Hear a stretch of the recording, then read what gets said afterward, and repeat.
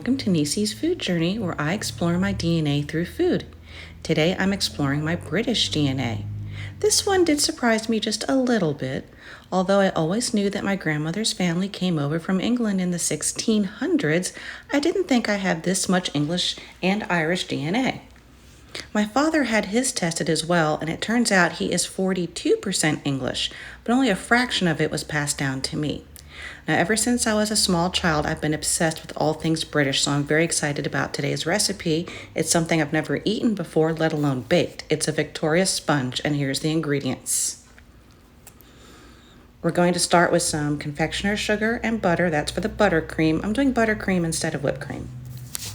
We're going to need jam. You can do a jam of your choice. I chose strawberry. We're also going to need vanilla extract, baking powder. We're going to need some sugar and some eggs, plus our flour. You're going to notice it's gluten-free. It's also British themed because it's called King Arthur. I am a gluten-free cook, as our son cannot eat gluten, and gluten has not been in our house now for several years. So all of the recipes you see in my channel are gluten-free. And those are the ingredients for our Victoria sponge. We're going to start by adding flour, baking powder, and a little bit of salt to a bowl, and then we're going to whisk to combine. Now we're going to move over to our standing mixer, where we're going to add our eggs. Now we're going to beat these eggs for several minutes. You want them light and fluffy.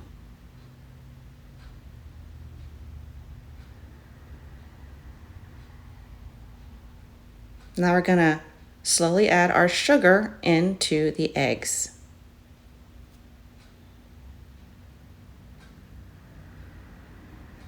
Like I said, these eggs do need to beat for a pretty long time. They're going to go for an additional 2 minutes after you add the sugar.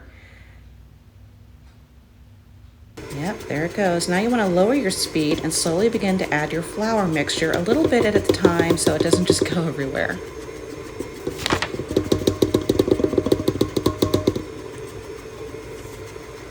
Always the messiest part of baking right here. You're going to want to stop every now and then to scrape down the sides of your bowl.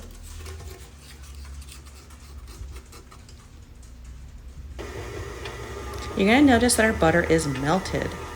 So we're going to add this melted butter to the batter.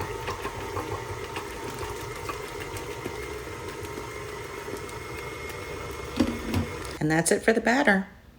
Now you want to evenly add the batter to 2 greased cake pans, and you want to add it as evenly as possible. So there's one, and now we're going to add the rest to the other. You might want to give them a little shake and a tap to make sure that they're even and there's no bubbles or anything in it. The oven is set to 350 degrees.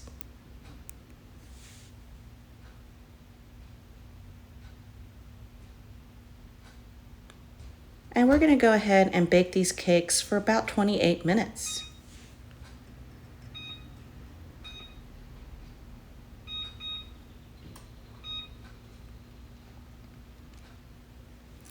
While the cakes are baking, we can go ahead and start on our buttercream, which really just is a couple of ingredients. It's confectioner's sugar, it's butter, and you need a little bit of milk to thin it out.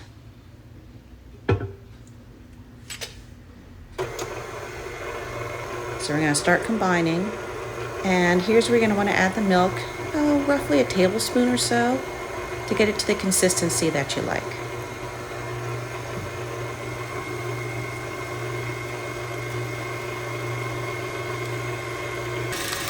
And this is what it should look like after about a minute or so.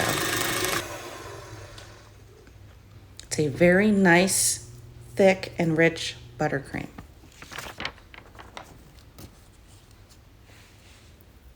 Once your cakes are done, you're going to want to put them on a cooling rack until they come to room temperature, a couple hours or so.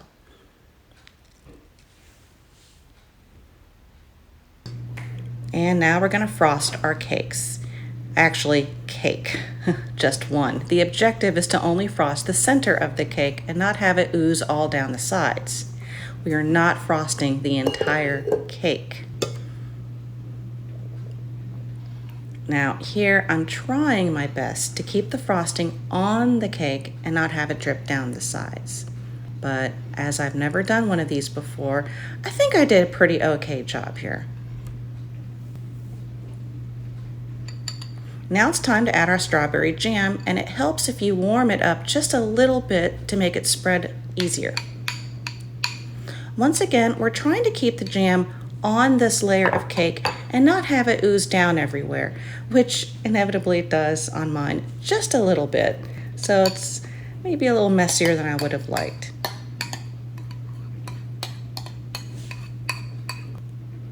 Just gonna try to spread it from the middle out. I'm trying really hard to keep it as neat and clean as possible. Oop, almost lost one there. Oop, jump back there, get back there.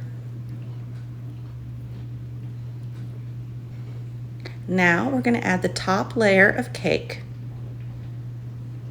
And then we're gonna dust that layer with powdered sugar. You could garnish the top of your cake with some mint and some strawberries so people know that there's strawberry jam inside, but I was out of mint and I didn't have any strawberries, so I had to do a really good job with this powdered sugar to make it look pretty.